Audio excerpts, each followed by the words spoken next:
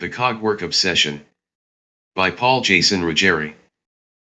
With an underlining thought of pleasure and an overwhelming feeling of clemency, Mike grabbed his shiny black remote, swiped the TV icon on it and then fell backwards, trusting that his leather couch would be there for him. Most days he would have taken a quick look, but today he was feeling a little more certain about being Mike. He was completely relaxed in the moment as he gave the entertainment system some more time to reboot.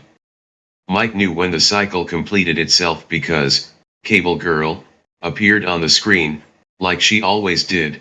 Every time Mike turned his entertainment system on, she would pop up on the screen, always more giddy than anyone ever had the right to be, this cartoon character of a person, with a stronger conviction in TV watching than Mormons believe in Mormonism, and those guys believe they will be gifted a whole planet when they die, hopefully one with a breathable atmosphere, Mike thought slightly bemused. Mike stopped her before she could announce which pay-per-view movies were the most popular by changing the channel. First, Mike watched an educational program about eggs, then he watched chefs competing against each other, and when Mike had his full of news pundits and 1980s teen angst films, he turned on the program he has been waiting to see all morning.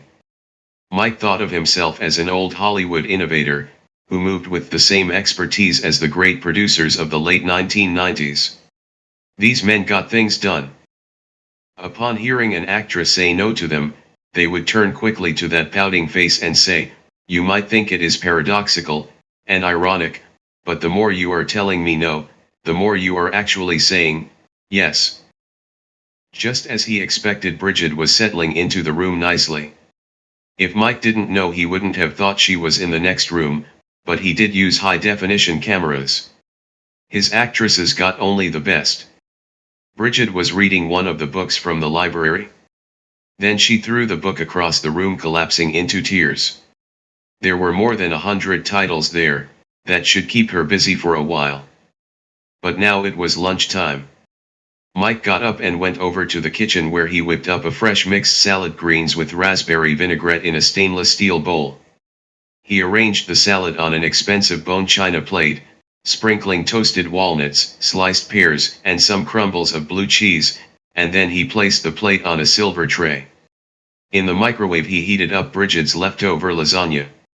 When the heating cycle was completed, he plated the lasagna and placed the plate on the silver tray. When Mike entered the room, Bridget was still on the floor sobbing. He placed the tray with the food on the table. Bridget stopped crying and looked up at Mike's smiling face. "What have you done to me?" "I made you lunch." "Well, the salad really. The lasagna is from last night." "I mean, where are my clothes?"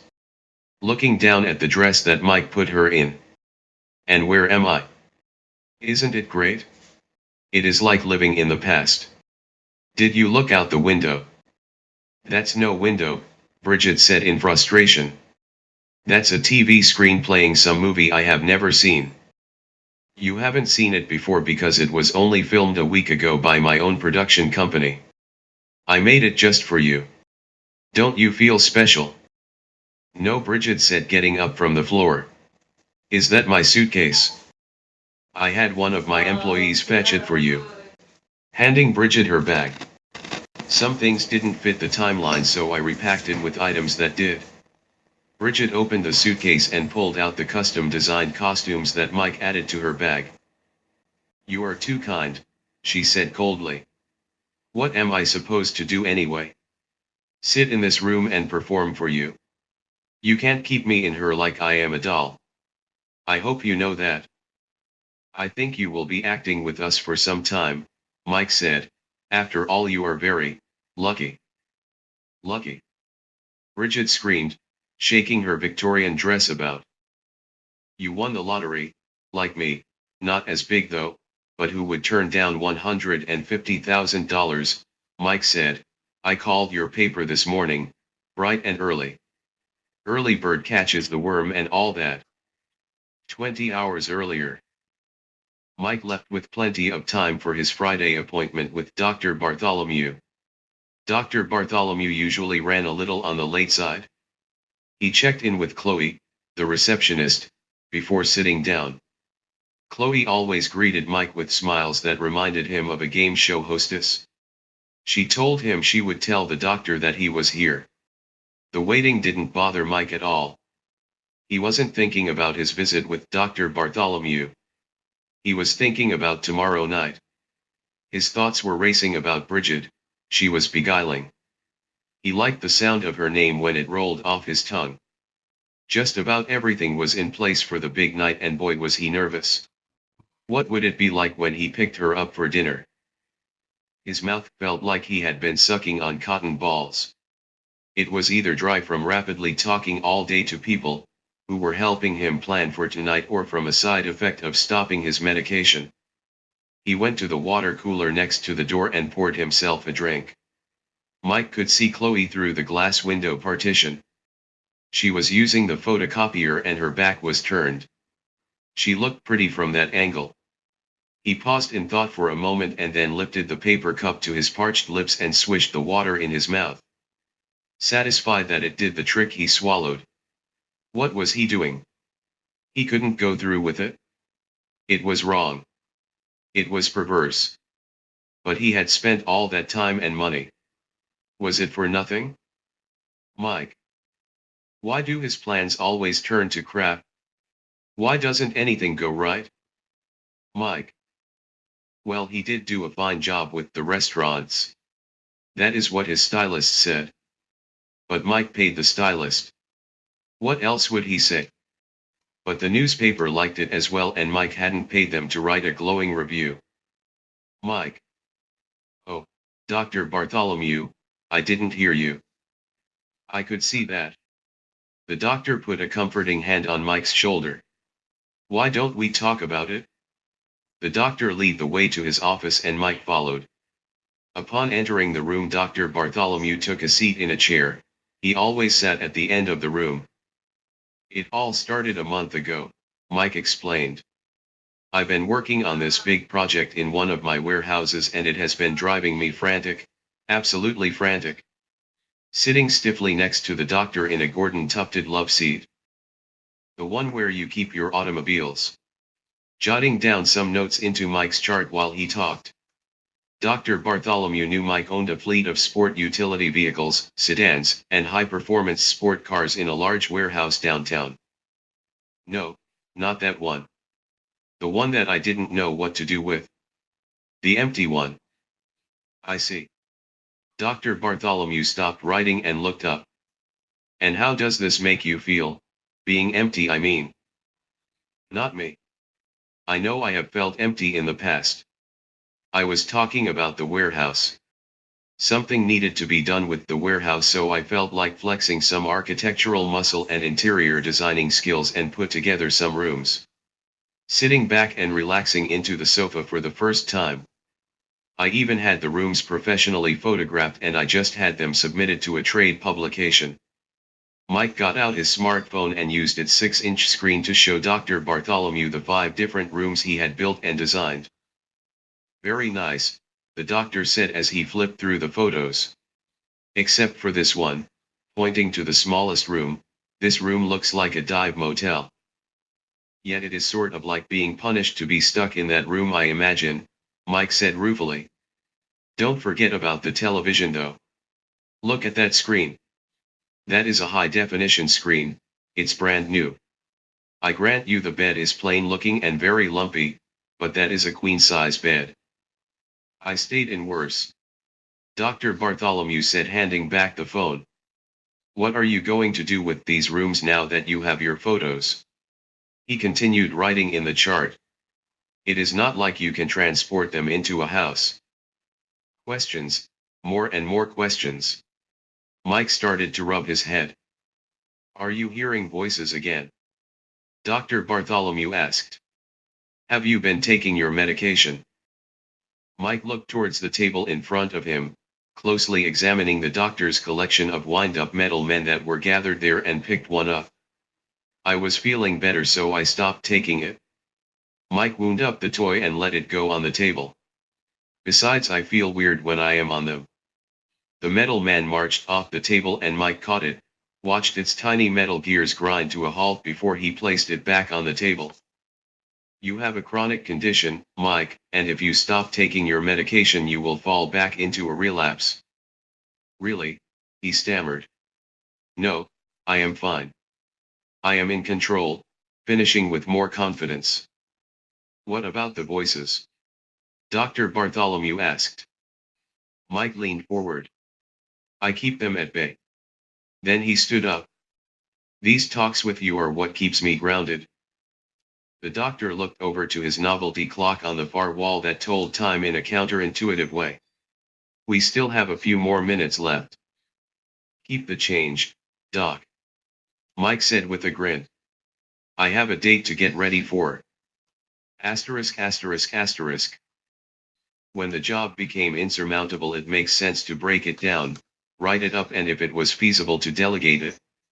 Right before his date Mike was in the process of doing just that when he met with one of his associates in front of the Jefferson Avenue warehouse. Even though Mike thought of him as an underling he treated him as an equal. That is the way Mike dealt with most people. This man's position was towards the bottom of the totem pole, there was no question about that, but that didn't mean his job wasn't important. Mike was aware that he lived in a massive machine and if one of its smallest cogs were to come loose and fail the whole mechanism would grind to a halt, much like that metal man in Dr. Bartholomew's office. This man was such a cog, small but vital. He was the blood flow that moved the plan along. He was a necessary component in getting things moved from place to place. He was Mike's personal assistant who went the extra mile while working under the radar. Associate was far too grand a title though. He was used more like a freelancer that worked from job to job on an infrequent basis. Let me get this straight, his freelancer said. You want me to break into this girl's apartment and pack a suitcase of her clothes? Mike was holding a metal clipboard. Fastened on the clipboard was the list of tasks he needed to complete. He check-marked the next item on the list and dropped the clipboard to his side. This freelancer standing before him was a man that was just a few months shy of reaching the day where he could legally drink his first beer. Mike was an equal opportunity employer and his lax dress code allowed this freelancer to be outfitted in his unusual fashion, dressed in an alternative rock band t-shirt, baggy blue jeans which hung low enough to reveal a pair of green and red striped Tommy Hilfiger boxers. Fastened to his feet were a pair of high-top sneakers. He liked to be called Bounce. He claimed that the reason for his nom de plume was because he could get into a place and out quickly and completely undetected. Outside of the breaking and entering racket, Bounce was known as Hector Nipper, a hodgepodge name that spanned two cultural backgrounds. His mother was Mexican and his father was German. Mike got Bounce's contact information from Nick Trotter, a drug supplier he met a few years ago. He was a friend of a friend in his last life. Trotter was a man who knew how to get things and he didn't care that Mike had more money than God, because he knew how it could be spent.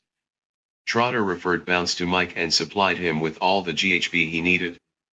Before Mike paid Trotter he asked about the surcharge to his asking price for the GHB. He was just curious. Trotter simply explained that he was including a headhunter's fee for Bounce. Don't worry about getting into her apartment, Bounce. It shouldn't be a problem because I will be giving you the keys. You have the address. Mike was happy that Hector was getting up to speed on the plan. The front of the warehouse had been deserted for over an hour, but just the same he thought he heard something, possibly one of his whispers. He didn't know. Did you hear that? Hear what? Hector said, turning his head from side to side. Never mind, Mike said, rubbing his temples with his right hand. Meet me here tonight and I will get you the keys. When you get to the apartment don't make it look as if it were a break-in and don't take anything other than the clothes and a few knickknacks. No big ticket items like stereos or TVs. Who do you think you are talking to? Hector asked. Based on his startled look of confusion it was obvious that Mike had hurt his pride. I'm a professional. I am not known as Bounce for nothing, you know. He let that spiel sink in and then as if it were an afterthought he added, are you paying me now? This time it was Mike who looked hurt. Of course he was paying him. He had the money. With a lopsided grin he walked over to the trunk in the front of his white Ferrari Enzo and pulled a backpack full of Ben Franklin's out of the trunk and tossed it over to Hector. "There is $3,000 in that bag and you will be getting another $3,000 when I have the suitcase." Hector zipped open the backpack and thumbed through the cash, checking every bill. "And when you pack it, think about all the things that your girlfriend would take on a long vacation." 8 hours later Mike picked Bridget up outside her apartment building. She wore what must have been 5-inch heel shoes, in a brilliant shade of orange, had on an open back floral dress with orange, black and white flowers. Around her neck hung a modest gold cross and except for a Japanese quartz stainless steel bracelet watch she wore no other jewelry. In her hands she held tightly to a dark green and silver hand purse, sewn with patterns of flowers and ribbons. When Mike opened the passenger side door for her he noticed that she was only slightly shorter than him. Once they were both inside the sports car it only took a few minutes before the subject of money to come up. That when Mike started to hear the whisperings again. "Nice ride." It was a nice ride, but did she know she would be eating at a restaurant that he owned? He told her that he borrowed the car from a rich friend. Maybe she didn't know that was a lot. Maybe her friends didn't know who he was. Stupid. It was stupid to have done this with a reporter. Won't her colleagues go looking for her when she went missing? There was always the possibility that they might discover he was once known as Josh Needleman. "You didn't have to do that." "I'm not too impressed with money." "Not impressed with money?" That was refreshing. He wondered what room she would like to stay in. Has she read Jane Eyre or Wuthering Heights? How did she feel about Alice's adventures in Wonderland? Being a reporter she must do a lot of reading. He told her about the restaurant. Meatball. That is a strange name for a restaurant, but I do enjoy Italian food. She straightened her dress which had bunched up when she put her seat belt on. How did you hear about it? He told her he read a review in the local paper. Doesn't she read the paper? This is a very good restaurant. She works at a paper for Christ's sakes. How could she not have heard about it? She laughed. It was reviewed in my paper. I'm so busy that I barely have enough time to do my work or go out to eat to care what is written in that section of the paper. My job teeters from Hollywood gossip to the advice column. I mostly concern myself with that part of the paper, but lately I have been given the opportunity to write some lengthy pieces about events that happen around town. Like the festival in the park last week. Bridget opened up her purse and began searching inside. I think I saved a clipping of the story if you care to read it. Finding what she was looking for, she pulled it out and held it up like a prize she won out of a Cracker Jack box. Here it is. Can't read it now? What does she think he is doing here? Of course you can't read if while you are driving, getting her head out of her purse and taking in the flashing lights of the nighttime traffic as if she was seeing it for the first time. I will show you later. When Mike got to the meatball he handed the car over to the valet and escorted Bridget to the front of the restaurant. Looking through the glass doors Bridget could see the tomato red tablecloths matched with the black wood chairs. From inside the restaurant various oil paintings of Italy could be seen decorating the burgundy walls. And below her feet the floors were checkered like a chessboard with brilliant black and white tiles. The maitre d' was paying close attention to Mike and his date, but he was acting like he was paying no more than the usual amount of concern he would give a customer. Mike had given explicit directions to his staff that they were to pretend like they have never seen him before. The maitre d' was playing his part so well that it appeared as though he was unaware that his boss had reached his station until the very last moment. Reservations for 2 under the name Boyle, Mike told the maitre d'. Right this way, sir, the maitre d' said, leading the way to a little round table set for 2 on top of a raised dais in the corner of the dining room. There were 2 flickering candles on short brass candlesticks at either side of the table. This aesthetic glow of candlelight became a necessity in this section of the restaurant. The overhead accent lighting didn't provide nearly enough illumination. The effect caused couples to sit close together in order to see their dinner and each other. Mike could tell from Bridget's expression that she was impressed. "This is a cozy spot," Bridget said. "All I did was tell them not to sit us next to the restrooms," Mike said, pulling out a chair for Bridget to sit in. "But I did arrange something special for dessert." "How so?" Bridget asked, taking a seat at the table. "I just so happened to have prepared the dessert myself," Mike said, taking a seat in the other chair. "In another life I worked as a pastry chef." "Really? What do you do now?" This was awkward. What lie should he tell her? "I am a day trader," Mike said. "I've been doing it for a few years now. I do all right. It's not like I make millions of dollars, but the hours are great. I just get up early, make my stock picks, and then it's off to the gym." "Mr. Boyle," the waitress said. "No one told me that Mr. Big was going to be dining in my section tonight." "Mr. Big?" Bridget questioned, looking over to Mike and then to the waitress. "That's what we call our boss," the waitress said with a wink. "We hardly ever see him these days." Clearly Rachel didn't get the memo that he was playing it incognito tonight.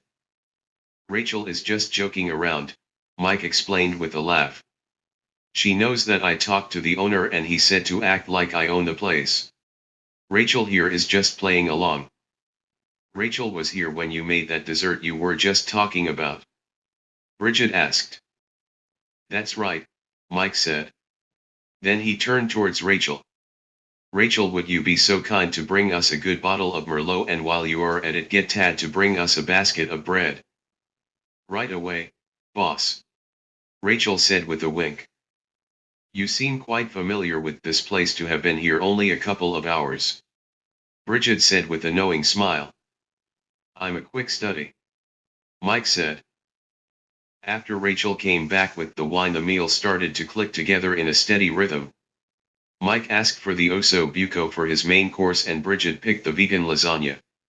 They selected two appetizers, the caprese tomato bites and the asparagus bruschetta. Bridget agreed that they should share a Caesar salad after Mike told her the salads were generous here. When the main course came, Mike was able to finish his meal, but Bridget left her plate half finished. She was claimed that she was saving room for dessert. The truth was she always left her dinners half-eaten because she saved the leftovers for lunch the next day. Once Rachel had Bridget's meal wrapped up in a dainty box, Mike went to the kitchen to collect the dessert. It only took him a couple of minutes to plate them with fresh raspberries and to squiggle on a few letters with chocolate sauce. "Tiramisu," Mike said, presenting Bridget with the dessert. "This is my own personal recipe. I modified it from a recipe I had taken from a pastry chef who used to live in Sicily." "It is very good," Bridget said after she took her first bite. "Were you the one who wrote out my name in chocolate?" "That was me," Mike said, taking a spoonful of his own dessert. "I used to do this sort of thing for a living. I might just eat it all," Bridget said with a satisfied grin. "This tiramisu is tantamount to the most heavenly delights. It only takes a small sample to cause a deleterious effect," Mike said. "There is no need to finish it." "No," Bridget said playfully as she scooped up another bite. "I want to," blissfully swallowing down the dessert. "Did you say deleterious, Mike?" "Oh, did I say that? I meant to say, desirous," Mike said. "What's in it?" "I don't think I've ever had it before. Ladyfinger cookies, coffee, mascarpone cheese, bittersweet chocolate, a liqueur, and my special ingredient," Mike said. "What is the special ingredient?" Bridget asked, lifting another spoonful up to her lips. "I will never tell," Mike admitted. 3 minutes later Rachel came back with the bill book. Mike paid the bill and left a $200 tip for Rachel in the book. By this time Bridget was starting to look a little tired around the eyes. "Are you feeling all right?" Mike asked, getting up from his seat. "Yes," Bridget said sheepishly, "just a little woozy. It was probably the wine." "Well, I better get you home." Mike said, helping her to her feet. Don't forget your purse and doggy bag. No, I am fine, Bridget said, taking a few unaided steps. I don't feel like dancing, but I can walk without a problem. She more or less floated like she was in a dream through the dining room. Let me get the door for you, Mike said, reaching for the front door. Just a little bit further and you will be back inside my Ferrari. Don't you mean your friend's Ferrari? Yes, Mike said, nodding his head. You're right. The car really belongs to my friend. Mike handed his ticket to the valet and within a minute his car was idling at his side.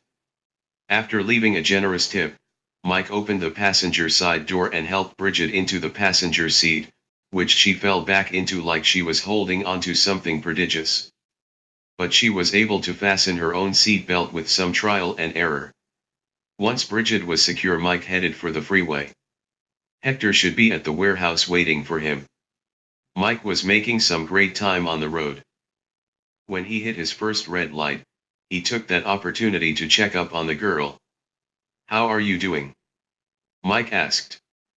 Her eyes were closed. Maybe she was sleeping. Are we home yet? Bridget asked, opening her eyes just enough to get a good look around. The instantaneity of her reaction startled Mike. Not yet, Mike cooed her. Do you have the keys in your purse? In the purse. Mike took that as a yes, but he didn't find it practical to ruffle through her purse while he was driving a stick shift, and then he remembered the cell phone. If the phone had a GPS chip, it could be tracked to its last known location. That could spell trouble. He had better get rid of her phone before he hit the freeway. In between shifting gears, he felt inside the purse for something that could have been a cell phone. Mike latched onto it right away. It was the largest object in there, one of the newer models, he guessed. When he threw it out the car window, he promised himself that he would buy her another one. As Mike drove up to the warehouse, he could see Hector smoking outside. Judging by the number of butts on the ground, he has been there a while. Mike got out of the car, leaving the engine running, and walked over to Hector. Mike was holding the keys that he fetched from Bridget's purse. I hope you haven't been waiting long, Mike said as he handed the keys over to the freelancer, undeniably a feigning concern. Mike knew of the importance, at least to sometimes be a caring fellow, even though these feelings were capricious at best. Besides, Hector was being paid well for his time. You certainly didn't skimp payment, on the very finest in his line of work.